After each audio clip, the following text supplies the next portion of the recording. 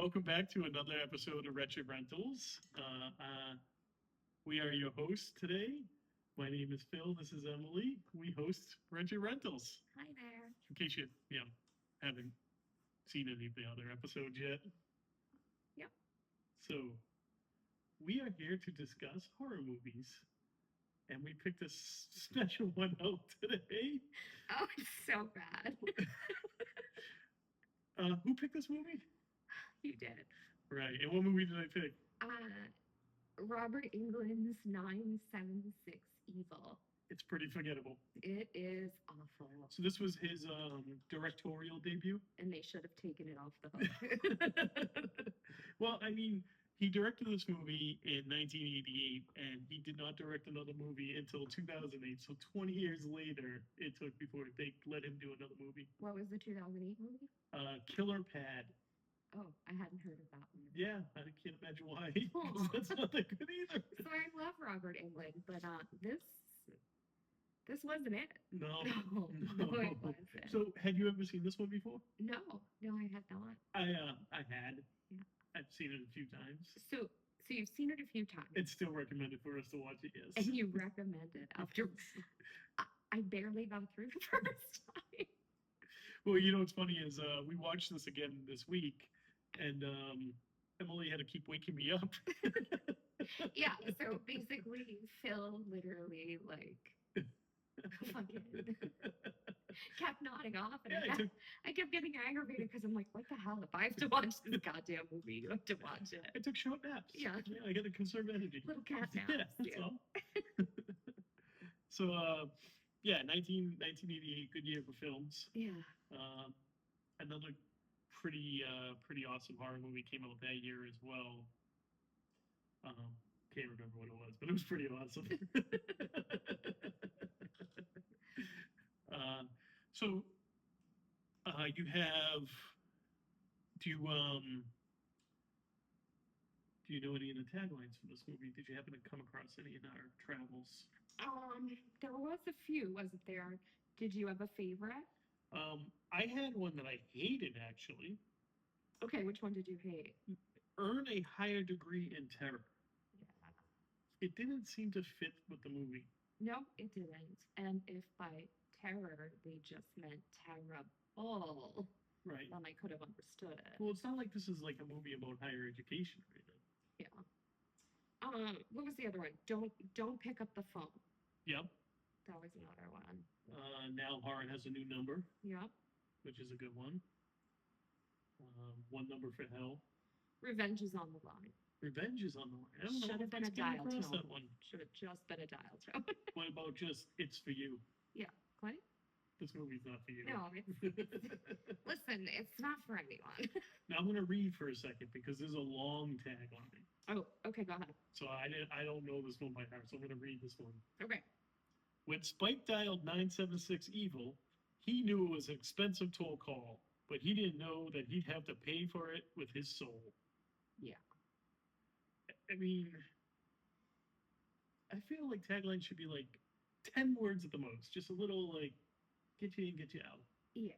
Maybe a little joke, a little haha funniness. No.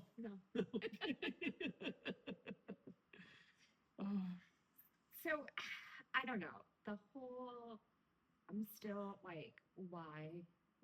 Why was this a premise for a movie? I guess I understand the premise of it.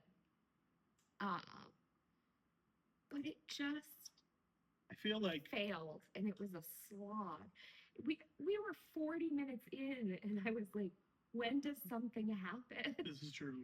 It is a very slow burn of a horror movie. It was not a slow burn. It was a slog. I am willing to concede this episode and say we don't go scene for scene with this movie. Oh, no. Because it will bore you to death. It will bore us to death. Yeah. I will fall back to sleep. She'll have to wake me up again.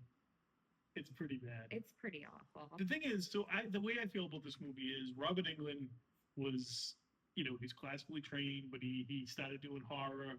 He got to work with Wes Craven, who I love. Yep. And he thought to himself, I could do that. And so the execs were probably like, here's a shitty movie that we can just throw away. I think it had like a $2 million budget. And it made what, like 3 million? Yeah, it pulled in 3.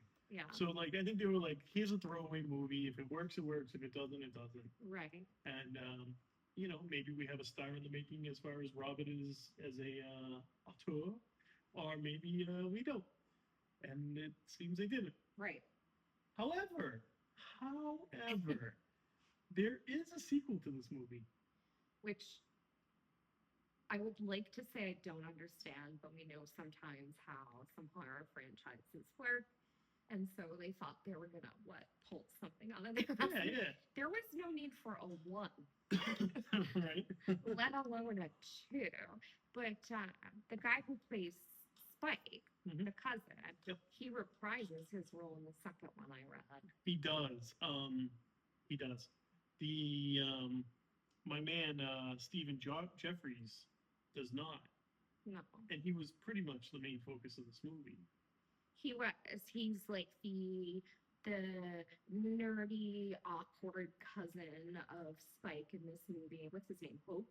Hoax, yes. Yeah. As in, So like, yeah, and Spike is this whole movie should have been a hoax. yeah, and Spike is everything that you would expect from a boy named Spike, right? In Right, the well, 80s. Yeah, like He's like drives a motorcycle, he gambles, you know. he would have been a boyfriend to Kelly on Married with Children. Oh yeah, yeah. You know, He right? totally would have been, yeah. I'm pretty sure half her boyfriends were named Spike on that show. But yeah, no, he totally would have been. Yeah, so he's like the nerdy cousin, but the focus is all about him and like his mom's obsession with keeping him like Well, she's religious now. at bay. Yeah, yeah, she's definitely a religious nut. Probably modeled after Mrs. White from Carrie. Oh, yeah. I mean, you get that feel, right? Yeah, you do get that feel from it. Very like just all things religious nut. Very like Yeah. everything is a sin. So Sandy Dennis plays Hoax's mom. She does. She does a great job. She's pretty good in Yeah, this movie. she I'm does not a gonna great job, lie. yeah. Like, there's a little bit of like a weirdness to her. You kind of dig her, but you wouldn't want her as your mom. Right. Like she's got Very this like weird, awkward. Yeah. yeah, kind of like the mom from Frankenhooker. Yeah. Yeah. Yeah. Very similar. Very similar. Call back to early episodes. You should go check them out. Yeah. So he's like this weird, awkward kid, but like Spike, the bad boy cousin. Yes.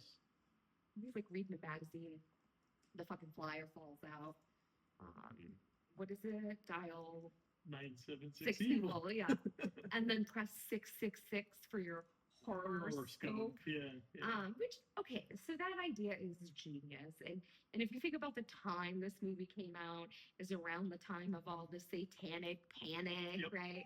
All the moms were like losing their ever-loving minds over heavy metal music and what they deemed satanic. And Yeah. kids listen to this and watch this. So it is kind of a throwback to the whole satanic panic bullshit. But other than that, Yeah, you did get a lot of religious-based horror movies in the 80s. yeah, yeah, A lot of satanic witchboard, yeah. stuff like that. I love Witchboard. That's a Is good one. We is should a do good that movie. one. We should cover Yeah. that movie pretty soon. So yeah, so you do play off of that a lot. You do play off of 900 numbers back in the day. Right, were a big because thing. they all cost money, Yeah. right? And Lord knows parents didn't want you calling them. I definitely got in trouble at one point for them. Yeah. I can't, I'm trying to think of what it was, but it was. Wait, I don't know why I'm shocked by that. I should have just said, of course you did. It was like no, but it's not what you think. It was like a Mr. T 900 number or something. That makes even more sense to me. So was it even like a phone sex No, number no, as a teenage boy? No, it was like something random weird like that. Phil's just calling the A-team on fucking repeat. I wanted to know what B.A. Baracus was up to. What can I say? So it's a great, like, if you're looking for bits of nostalgia, it's kind of a great movie for that as far as like hair, Oh, cars, definitely, yeah. yeah, scenery, There's a movie. special effects, visual effects. There's a great poster in the. There's a gang in this movie, and they hang out at a movie theater Yeah, El called Diablo. and they literally hang out in the projection room and they play poker all the time and stuff. Yeah. It's a kind of a big part of the story. And there's like in one scene, there's a poster of it's a Run DMC Beastie Boys Oh, yes, poster, yes, yes. and it literally says Run DMO, DMO. and then Beasties is kind of like crossed out a little bit, so you can't read it. It just says boys. It's so great. Couldn't get the rights for that. I Oh, guess. and then what's his name? Stephen Jeffrey, Yes. character Hoax. He was also in Oh, he was Evil Ed in Fright Night. Night. Yeah. So he was evil in Fright Night. And then what did you tell me there was a poster? Yes, there's a scene where he's standing there in the projection room, Yeah, and there's a Fright Night poster right next to him, on the like a little wall. nod Yeah, to it. so Yeah. that was cool. Yeah. He was actually there's a little bit of trivia. He was actually supposed to be in Fright Night 2, and he gave it up so that he could have the starring role in this movie. Why? We make some mistakes Oh. sometimes. So I'm gonna bet that was his agent. Yeah. It's probably why he went into his second business. Yeah, so we on our podcast we talk about like other things the actors and actresses have done. So Stephen Jeffrey's career is pretty interesting. Like he was nominated for a Tony Award. Yeah, when he was young. When he was young, he ended up winning the World Theater Award, but not the Tony Award. And then so he did some movies. I think he might have done a little TV. And then in the 90s, Yep. he went under the pseudonym Sam Ritter and was a gay porn star. Very good work he put in. Yeah. So I've heard or read on the internet. So he did go by Sam Ritter for a bit. Yep. That's why we saw nothing in the 90s from him, as far didn't- as Hollywood's concerned. But he was still a working actor. Yep, he was working hard. He was working, and then I want to say he came back to Hollywood in the early 2000s. Yeah, I think he 2000s? like probably like the early 2010s. Yeah. Yeah. So also, did you know this movie was the first Hollywood product that writer Brian Helgeland wrote? Was it the last? No, my man actually won an Oscar for screenwriting. No shit. Yes. What did he write? He won the for best adaptation of a screenplay for L.A. Confidential. Oh, okay. Yeah, his actually IMDb is pretty extensive and pretty well done. So was So this this like was, his first, like, maybe Yeah. one of his first jobs? So I out know the there was like a gate? whole like he was working with New Line, and New Line lent him to England for this movie, and then he kind of Right, because went on and England did- obviously was a New Line Yeah. guy. Yeah. yeah, and so he kind of knew him from there. I don't know what he was doing at that point, but yeah, he this was his I think with his first actual movie, and he ended up going on for bigger and better things. Well, everyone starts somewhere, right? I guess so. Yeah. Yeah. Do you have a favorite scene in this movie? Oh gosh. My favorite scene is probably the scene where Spike is having sex with his girlfriend, and then Yes. the cousin Hoax, the nerdy cousin, has this telescope through his window looking at Spike and his girl getting it on. But they have, like, he has this tube system, like the banks used to Yeah, do. we talked about it Right. the other day. We talked about it on the last podcast, actually. Well, they have something like that where Hoax can send Spike messages. Yep. And so as, like, these two people are getting it on, he sends, like, him a message. And so Spike grabs it, opens it up, and it just says, "Nice boobs, Hoax." Right, but it's really funny because like his point of view, right? From where they are in where the they are room. in the room, he would only see her back. Right. You wouldn't have realized it until like they cut to the scene because you assume Right. he can see. Yeah. So I thought that was That really that is a funny. fantastic. Yeah. That is a fantastic scene. Oddly enough, has nothing to do with horror. No. It's not scary at all. I actually like my favorite scene, also not horror, is the scene when um Spike decides he's gonna go play poker instead of hang out with his girl, Oh yeah. and Hoax and his girl go out for pizza. Right.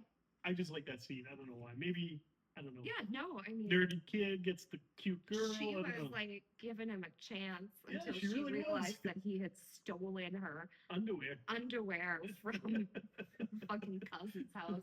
She like, ugh. I thought you were different. Right? Yeah, he's a fucking grimy little nerd kid who is just like every other boy at Actually, that I'll age. tell you the truth. Any scene where Hoax is just being a nerd is kind of a cool little scene. Like the scene when he pulls up on Spike and his girl and and his little scooter, Yeah, and he like talking about babes yeah, and then he like tries to pull off and he like loses control and on hits his the fence. on his Vespa. Yeah. Like toot toot motherfuckers. Yeah, any one of those scenes are actually really well done. Right. And so of course the irony in all of this is this who everyone thinks is this innocent kid. Of course he's the one drawing a pentagram and fucking salt or whatever it is Yeah, so in okay. his room. So and all of as the that. story progresses, first Spike and then Hoax find these inserts, I guess, that go into It was like in a magazine that Spike was reading Yeah, and it fell out. You know how the magazines, for those of us who are old enough and read and like those postcard periodicals, size, like, yeah, you had ads and yeah. stuff. And it was for a 900 number, Mm-hmm. and they both call it, and Spike pretty quickly realizes that this is kind of silly, right? Right. He's not, it's telling me to do stupid shit. I'm not gonna do that stupid shit because I think at one point it's like, a real man takes what he wants, and he wanted these like Pegasus riding gloves, Yeah. and then he like went and stole them, and then realized, what am I doing? This isn't me. Puts them back, and then the phone calls, and he answers it. A payphone for for those of you who are in the know, Yeah. and calls. He answers, and it's like a real man takes what he wants, and I think that's when he realized like this is silly. This is ain't not that. This is not for me. Yeah. And so, but Hoax finds the little card that fell out of Spike's magazine, and he starts calling it. Yep. And he is of a simpler persuasion. Yeah, I think because he had been sheltered Right. so much by his mom that like anything that would be considered like normality in teenagehood. He wants to experience. Right, he wants to fullest. experience, but he also feels like he's sinning. So he feels like everything he does is bad in nature. Right. So by calling this number, it's like a direct defiance of his mom, where like to the rest of the world, that's like normal kid shit to him Right. or to her. It, It's the end of the goddamn world. And spoiler alert: this number is run by Satan himself. Oh yeah, Satan is in the music box looking machine slash answering machine thing, and he is just Searching for souls. right, calling these kids up and snatching out their souls. Now, here's a cool little interesting note. When they call, they go through the spiel. Yeah. Right? Like this is like your ticket to darkness, whatever it says. Right. But then it like has like this edit thing, and like a regular person's voice comes on to tell you the date. Right. It's like the old answering machine, rewind or fast forward noise like the. Yeah. And then it's like November 17th. So that voice was done by Nancy Brooks. Yes. Who is Robert Englund's wife. Who he met on this set. Met on the set of this movie. And she was a set designer? Yep. Yeah. Yep. So that was her voice on that. Mm-hmm. And there's another little Easter egg where in the background on the walls, graffitied on the walls. It says R and N, and it's for Robin Oh, and no Nancy. kidding. Yeah, yeah, she did that up. She did it without telling him, so he would see it in the dailies. That's great. Yeah. So, and then I guess they've been together ever since. Oh, that's cool. Yeah. That's a nice little, Yeah, nice little tidbit. yeah. But yeah, in itself, this movie is something else. I will say one of the scenes I liked as well was it, what did they call her? Female victim? What the hell was her name? Was it her? Was it her that got blew up, or the guy in the beginning where you can see the goddamn string? Oh no, that's a guy. Oh, Yeah, that's yeah, the yeah, guy, yeah. right? Okay, yeah. Well, okay, so yes, so what this movie is great for is looking for mistakes. Yeah, I there's guess it plenty makes to do. sense. You have a first-time director, right? So, like you said in the scene at the very beginning when the phone booth explodes, Yeah, and it's kind of like a prelude to let you know, like, there's evilness involved with these phones. Um, you see, like, the stuntman's like harness and wire that's holding him as he's being blown away. yeah, Like little mistakes like that all throughout this movie. yeah. You definitely do. There was, and then what was the phone? Oh, the same scene It actually. was the same scene, yeah. They keep showing the phone booth and the phone ringing and the guy walking towards it, And it's a and it's a rotary rotary. phone. It's an old rotary payphone, which Yeah, crazy to think of now. And then when he goes to pick it up, suddenly it's a touch tone, like a touch button. like phone. a dial Yeah, pad so or they whatever. totally like use two different phones in that scene.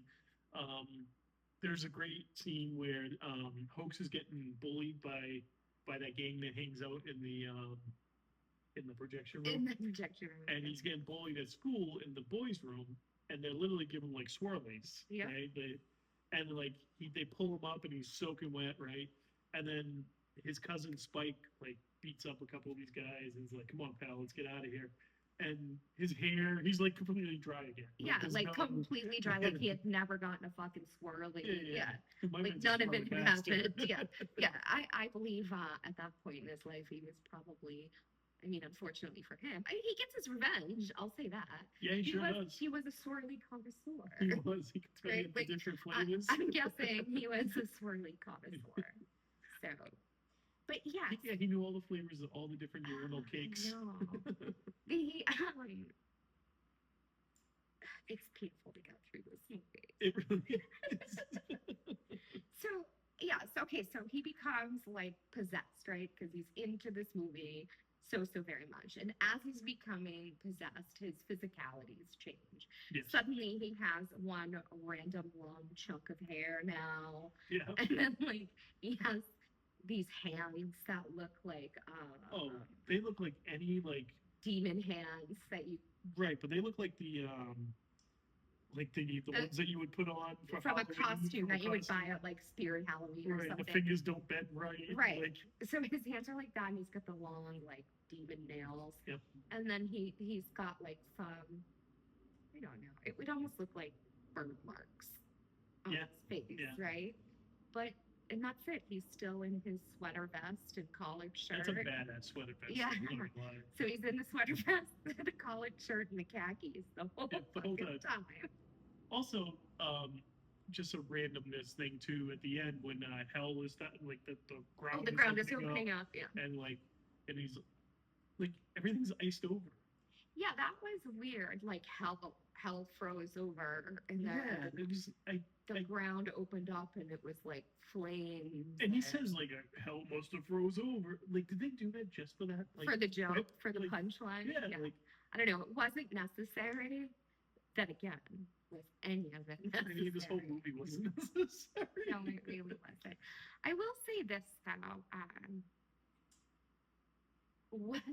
And one of the kids from the gang, I can't remember which one. He's the one that he slashes in the face. Yep. That guy, I was like, oh, he looks so familiar. He was in Northern Exposure. Yes. Oh, I think you're talking about Bearhead. Was that his name? No, it wasn't. The one with the weird Yeah. haircut. No, it wasn't him. Not the leader. It was the kid he slashed in the bathroom. Oh, okay, yes. Yeah, I don't know what his name is. I don't know. They probably called him Bug Number 3, right? Like or whatever. I mean, I can look it up, but yeah. Yeah. So I like there was another little like kind of like um, Easter egg in there. Um, so Airhead is one of the gang members, Yeah. and at one point they call him Skinhead, Yeah. right? And he's like, no, my name's Airhead. Airhead. Yep. Well, the leader of the gang, his best friend, The kid with the hat. the kid with the hat, Mhm. was actually playing the character Skinhead in the Back to the Future movies. Oh, no kidding. That's That's kind of he was cool. one of Biff's gang.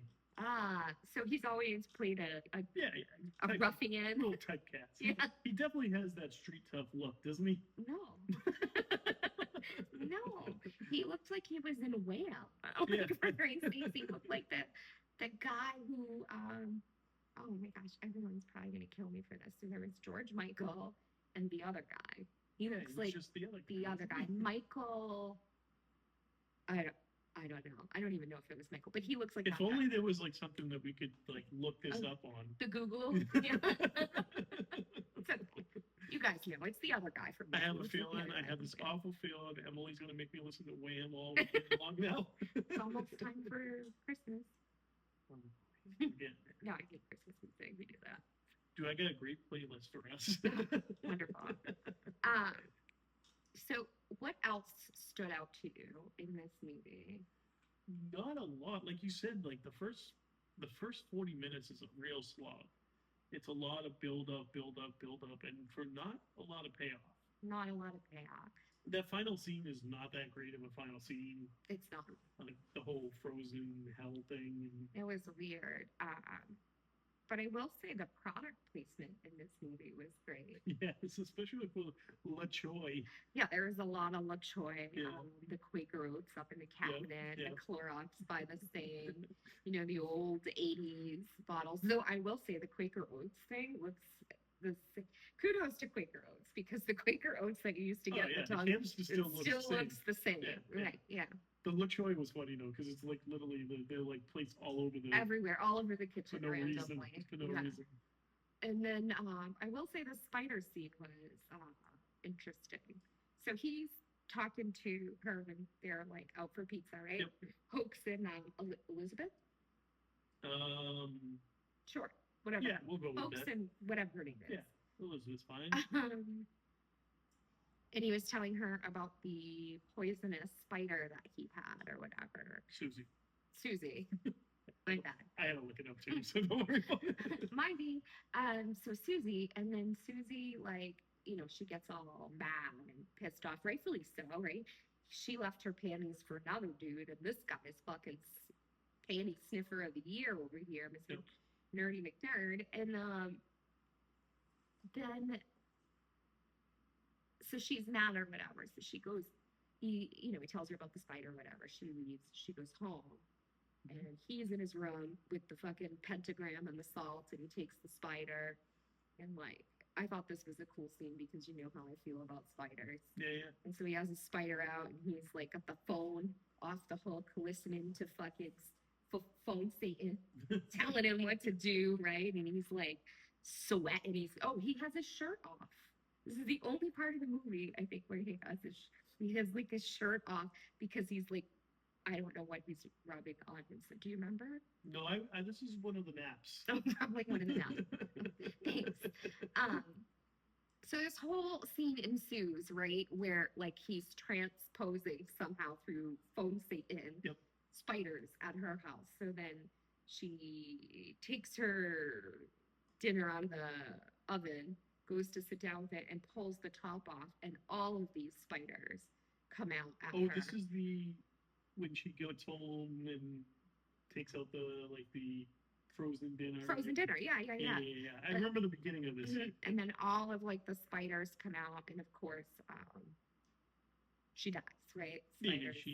Hate spiders. Yeah, she's terrified of spiders. Yeah, there was like a daddy long leg at the And pizza she bar when she freaked freaked out. out. Yeah. So I really liked that scene as well. And then he she dies because he stabs the spider, right? And then she dies. Makes sense. And then he's all like, "Oh no, what have I done?" And continues on to become a demon. Right. So you kill one Susie, you're a demon forever. Yeah. And then the scene at the end where they're in the house and the floor opens up, I liked. I definitely, I love like the 80s special effects and visual effects. This had some pretty. It was pretty decent. Terrible. Yeah, but it was pretty decent on the terrible scale, which is why I personally loved it. Yeah. And like the floor opens up, and I mean, you can definitely tell this is like green screened or whatever the hell that they did based off of where it was. But it was great. And then I think they did a lot of layering. Yeah. Like film something layered over another film and like to make it that opening scene with the explosion is done that way. At least that scene's done that way. Done that way as well. It's very, very noticeable. Yeah. I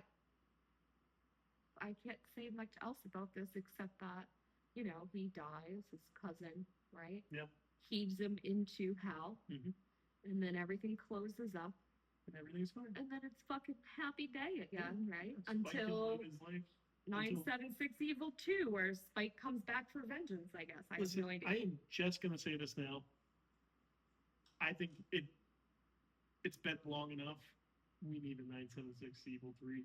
We do not. We do. No. We do. Maybe we could do something with the internet instead of... yeah, I'm going to say it's a no from me. All right, Phil. I'll tell you who was fantastic in this movie, though. Okay, who was fantastic in it? Quigley the parrot. Oh, Quigley the parrot was great. Yeah, he was great. Quigley the parrot was fantastic. You know what else I loved in this movie? What? The plastic-covered sofa and chairs. Oh. If you grew up in an Italian... Well, I mean, I know it because we were Italian. We were Italian, but like the fucking bane of my existence. How do you have plastic on a couch, right? And then you have doilies for where, the heads rest so you don't get like hair oil stains or, on your fucking couch. Those are covered too. Listen, everybody needs a clean room in the house. I had a great aunt, my great auntie Ida, one of my grandmother's sisters. She was a wonderful woman. She was a kind woman. But she had everything. She had plastic runners on her rug. Yep. And then with the little spikes on them. So yes. And then you'd go over to the plastic couch to sit.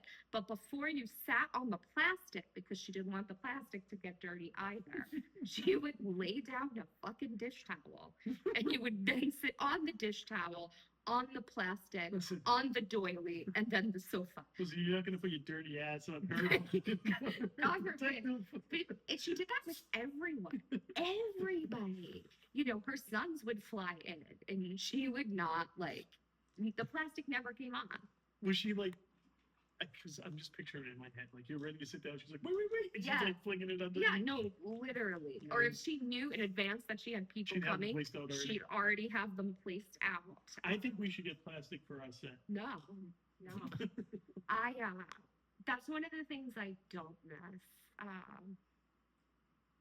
I miss the idea of I guess I like the idea of having a living room that, one living room that children aren't allowed or nobody ever goes in. So when you have company, they can just the sitting room. But it's not fucking realistic. And I ain't covering shit in plastic. Could you imagine? Also, you were supposed to take the plastic off when guests company come over. No, not in an Italian household. Or an Italian American household, I should say, because I don't know. On those hot summer days when you get sweaty ass, yeah, you just slide right off the couch. So like a slip and slide. Just so awful.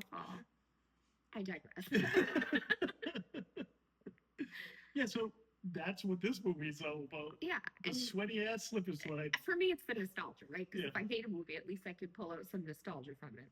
I will say the old pizza parlor with the tabletop jukebox too Oh, is great. dude. So like in our area, Papagino's. Papagenos used to have Yeah. them at every Oh, table. I love it. Yeah. You always could play like the coasters or like the Mhm. Temptations. So what did you rate this movie? Was there anything else you could think of that you want to say about this movie? No, I think we've pretty much covered everything. Short of going scene for scene, that really would have bored everybody involved. Yeah.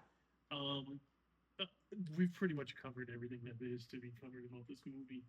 I mean, you should watch this movie just because Robert Englund directed it and pay homage to the man.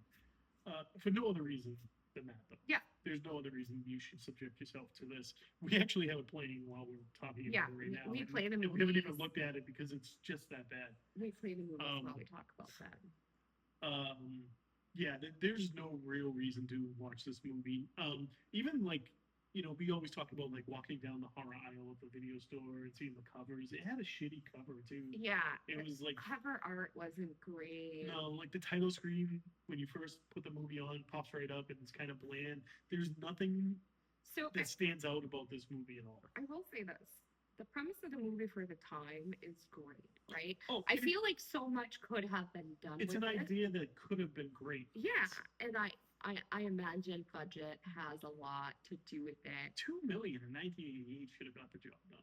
You think so? Yeah, I mean, especially for horror. Yeah, Like, that's fair. This movie had potential, and just like everything else in it, it just doesn't Fell live up to flat, it. Yeah, it yeah. falls flat. Mhm. Honestly, I think the first time I watched this movie, I probably would have gave it a higher grade because I was so excited to see it and had never seen it for the longest time. Retrospectively now, like thinking Yeah. back and like after watching it for a fourth or fifth time, this is a 1.5 out of 5. Yeah. It's like If I could give I'd it, rather clean the gutters. if I could give it less than 1, I would. Yeah, But it's you a can give it a half if you want. no. It's a 1 from me. So I'll okay, give it a 1. we usually round up. I feel like we should round down on this one. So it's a solid 1. Yeah, I think you know what? I'm gonna give it the 1.5. It's a 1.5. It doesn't. I don't even know if it deserves that. Though. Yeah. Yeah.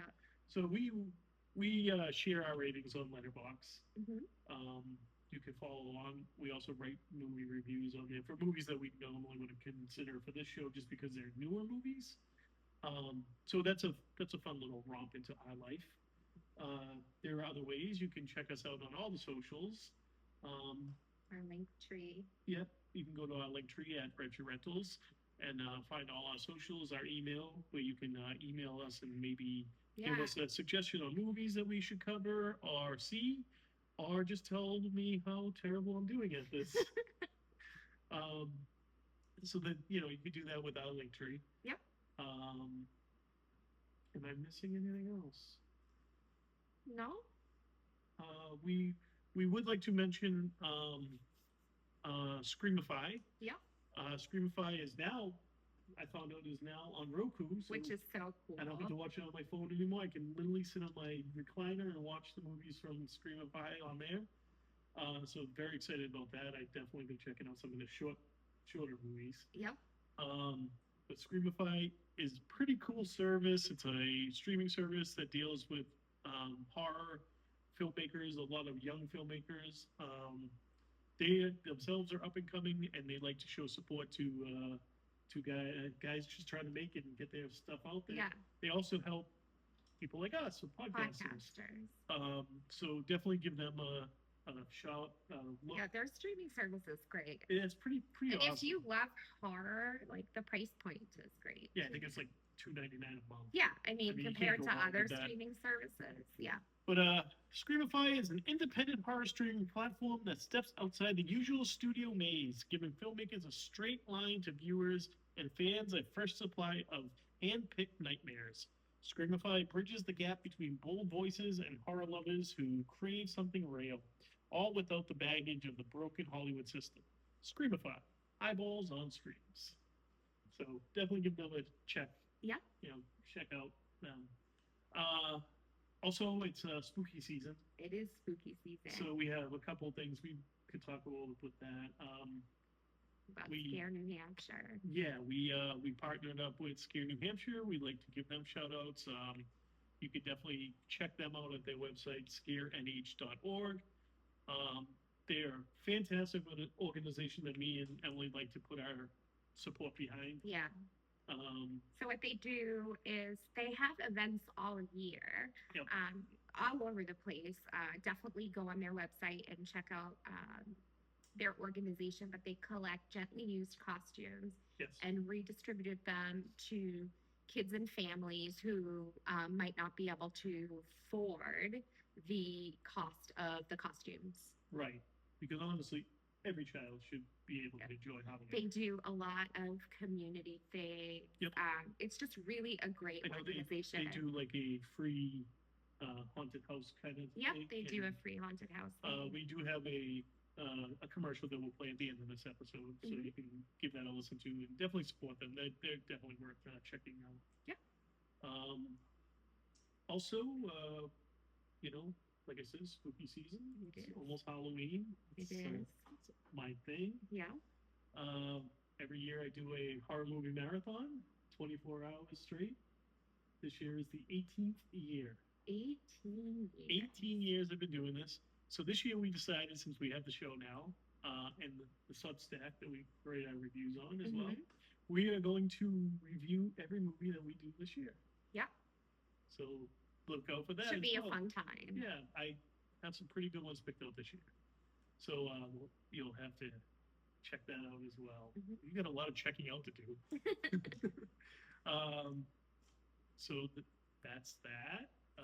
We have a movie our next episode. Yep. So it's my pick for the next episode, and in honor of spooky season, we are going to do John Carpenter's 1978 Halloween with Miss Jamie Lee Curtis. I pressured him into that. He did pressure me into it, but it all makes sense, and I love that movie, so I am pumped for it, actually, because I'll tell you what, I freaking I'll let love you that have movie. the next movie after that. Oh, so I'll pick two in a row then. Okay. How's that? Sounds good. Okay. Yeah. Fair enough. All right, so John Carpenter's 1978 Halloween, the greatest horror movie ever made, the most perfect horror movie there is. It is pretty great. I'll give you that. Especially when it comes on the heels of Night of the Six Evil. Yeah, I mean, there's no comparison. And I already know what I'm going to pick for the next one. So. Oh, good. Yeah, because I was going to pick it for this one, and then you gave the suggestion, and I was like, yeah, it all makes sense to me. So at least you take suggestions with a grain of salt. Yeah. There's, I appreciate that. I really do. You should. All right, so Halloween next week, next episode. Yeah. I keep on to say next week. So what is that? Episode 7? 6? I believe this is 6, so that's 7. Yeah. Okay. I believe so. I mean, I've carried a 1, something. Yeah. Something like that. Awesome. So cool. So we'll see you next time. Yeah. Thank you guys, and be kind and unwind.